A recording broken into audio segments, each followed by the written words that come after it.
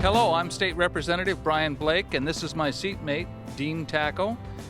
And we're here for the 19th District Feeding Washington Tour. Yeah, there's a number of ways people get their food in our district. We're going to take a little tour out to the coast and down through the district and take a look at some of the ways people get food, particularly some of our food banks. You know, in these times of recession, it's kind of difficult for some people to get the food they need, and we're going to take a look at some of the food banks that take care of those people. So join us on this tour in the wonderful 19th District. We're here today at the Coastal Harvest Warehouse in Hoquiam, Washington, with Director Anthony Earhart. Happy to be here. Could you tell us a little bit about the operation here?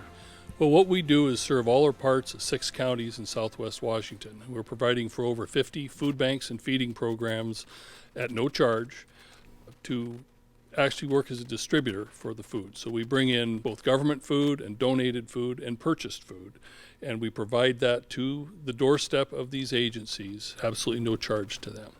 Now, one of the reasons these food bank distribution centers are so important in getting the food out to the regional food banks is food insecurity, and you have some information about that. Well, in the state of Washington, it's about 1 in 5 people say they're food insecure. And what they mean by that is that they're not certain where the next meal is coming from. It isn't necessarily that they're saying we're starving, but it's that they're just insecure. They don't know positively that they can feed their family or put enough food on the table. Now here locally, I know it's 1 in 4 children are considered food insecure. And I know that for me, when I first read that, it took a minute to sink in.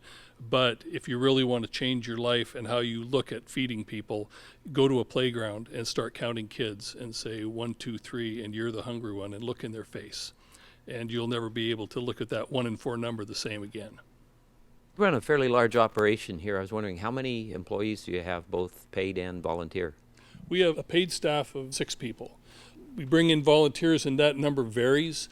Usually it's on a Tuesday. We have a group that comes in and does our repack as our primary use of volunteers. And as you can see on the board behind us, this year we've done 87,000 pounds of food. That is bulk product, primarily frozen, that is repackaged into family-friendly size packaging, so that we take food that actually at one time some of it went to landfill because no one could handle it. And we've found a method to put that on people's tables. But we do dry product as well and some fresh produce.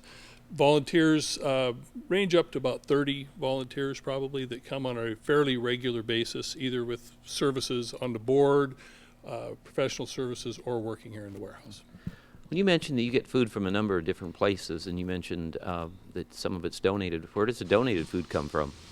A lot of that comes from our partners in the Independent Food Distribution Network. That would be Northwest Harvest and Emergency Food Network. That's out of Kent and Lakewood. And that product comes in. We actually work as a distribution center for Northwest Harvest for this area. There's also local food drives and things like that that provide donated food. We are the agency that distributes government food for Grays Harbor and Pacific County. And then we do get grants to purchase food. Now here at Hoquiam was kind of the start of the salmon program, where we take surplus hatchery salmon and convert them into usable products for clients. Can you tell us a little bit about that program and how it's working today? It's a great program. It's something that is very necessary in the food bank system. It's protein. It's hard to get, it's expensive, it's difficult for them to come up with the funds for that. So this salmon is great. They've had as much as 400,000 pounds a year of the skinless, boneless salmon that goes out to the food banks, again, distributed free of charge to them. And it's a project that is a balance with the Fish and Game, the state, and then the private agency that does the work. And then Northwest Harvest and Coastal Harvest and Emergency Food Network do the distribution out to the food banks. Well, thank you for allowing us to come to your operation today, and we're going to move along and see other ways on how we can feed Washington. We're here today with Kathleen Nisbet of Goose Point Oysters. Tell us a little bit about your operation. So our business has been operating now for 37 years. We employ 70 people between our processing plant, our farm, and then our hatchery Hawaiian shellfish over in Hawaii. So what you see was our girls packing oysters that are going out to retail marketplaces nationwide. And then behind us you can see our guys are washing seed bags to go into tanks. So here tomorrow what we'll do is we'll take those seed bags in the tanks and we'll put baby oysters into those tanks, and we'll leave them in there for a few days, and they'll go out and they'll be full-size oysters in about 3 years. So I know that oysters are very important to Pacific County. What kind of an economic impact is there? Oysters are huge in Pacific County. They have the largest payroll of about 27 million coming out of Pacific County. Most of the workforce in Pacific County works around oyster farms and processing plants here. Are these seasonal jobs or all year? We produce year-round. We do have a season that's November 1st through January 31st, at which time our production doubles.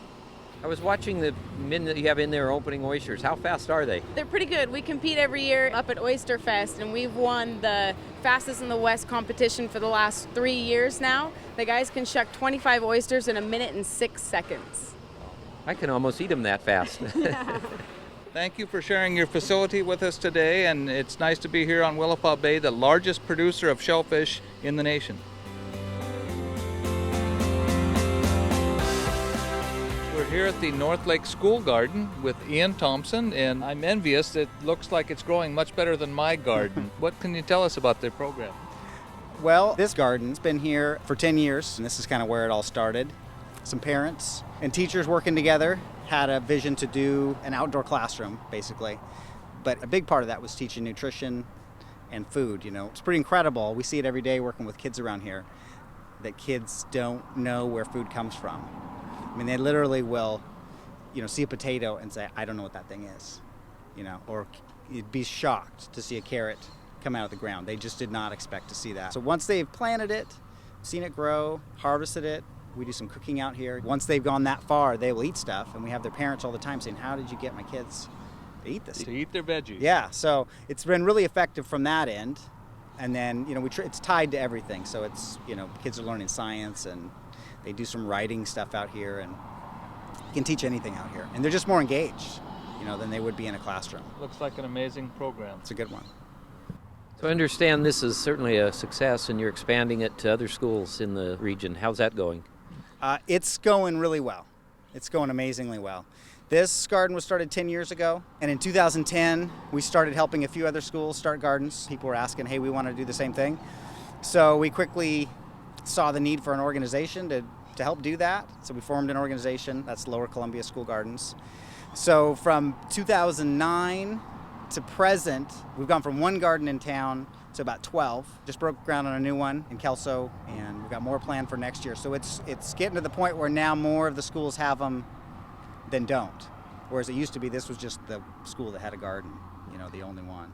Now there's a lot of infrastructure, so to speak. So how do you fund these things? We work really hard. We do a lot of asking. The community's been great to contribute. We send out letters, we do fundraisers. Kids do a produce stand. Kids harvest the stuff and sell it to the public. But also, we're writing grants and just getting community donations, corporations, stuff like that. Do you have any idea how many kids are involved in this program?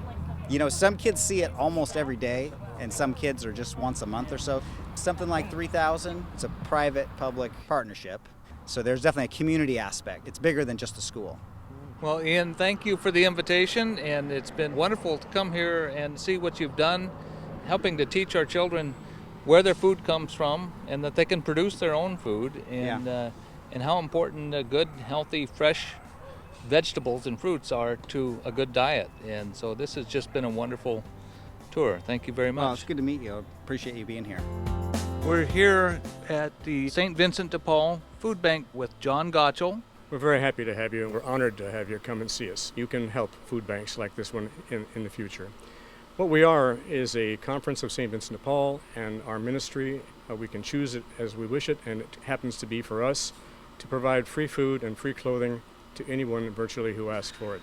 They come in the door, we won't turn them away. We provide free food and free clothing. It's quite a nice challenge. Those of us who are volunteers, and there are about 75 of us, we really enjoy providing a good assortment of healthy food for our clients.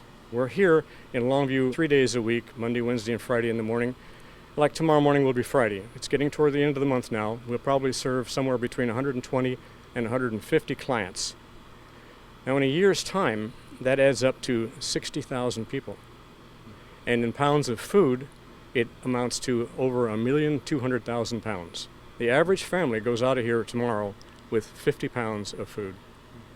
Well, I see all around us a lot of canned goods. Are you able to get fresh fruit and vegetables? It's really a challenge, but this summer has been wonderful. We have private gardeners, people who grow produce. We have friends through CAP. They take their marginal but still good fruits and vegetables. We sort through it, keep the good, and get it to the clients as quick as we can. What about fresh meats or fish?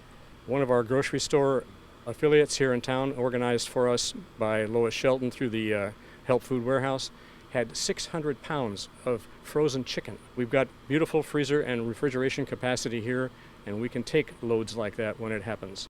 So tell us about the process for clients when they come in to get help here.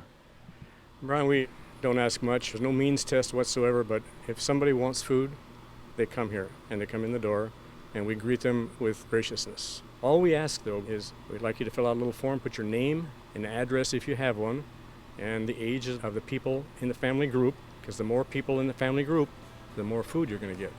Well, thank you for having us here today, and this has been very interesting. We're proud and happy to show it. Well, we're here at Grounds for Opportunity with Tammy Davies and the manager on location, and this is quite a unique program here. You do a lot of training for careers in the community. Tell us about that. Okay, well, we are a 16-week food service training program.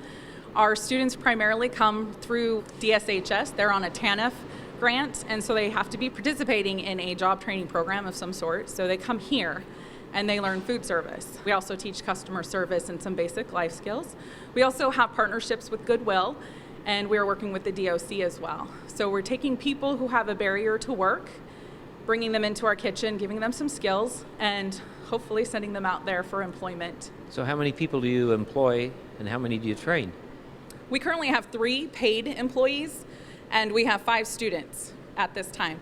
We're open Monday through Friday, 7 to 4. We provide all of the meals for senior nutrition out of this kitchen. So there's about 200 meals a day going out the back door. 50 volunteers pick those meals up on a daily basis and deliver them throughout 2 counties, Cowlitz and Wahkiakum. So senior nutrition, that's what we call Meals on Wheels. Meals on Wheels is part of that. So Meals on Wheels, we have 50 hot meals a day that go out of these doors on 4 different routes. And then we also have community lunch sites. So we have 8 of those throughout the 2 counties. And we serve up to 2 or 3 of those a day, Monday through Friday. Now you also run what looks like a typical restaurant here. How's that work? Well, we do have a cafe that serves the public. So you can come in here, get your morning latte. We offer breakfast and lunch, and students also work the front end, so they learn how to wait on customers, they learn how to run the cash register if they'd like to, and they learn how to make espresso drinks and things like that as well. Well, thank you very much for inviting us in today to see your operation, and I look forward to coming back soon. Great, we'd love to have you. Well, Dean, this has been a unique tour, starting at Coastal Harvest and seeing the operation there and various food banks, and then the aquaculture operation at Goose Point. So coming here for Grounds for Opportunity kind of rounds that out, and it's amazing how many organizations around the state are dedicated to seeing that people are able to have food.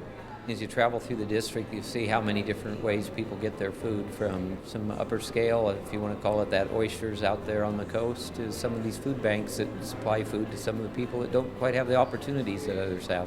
So yeah, this has been an amazing day, and I just want to thank the people that are following us and hope to see you soon.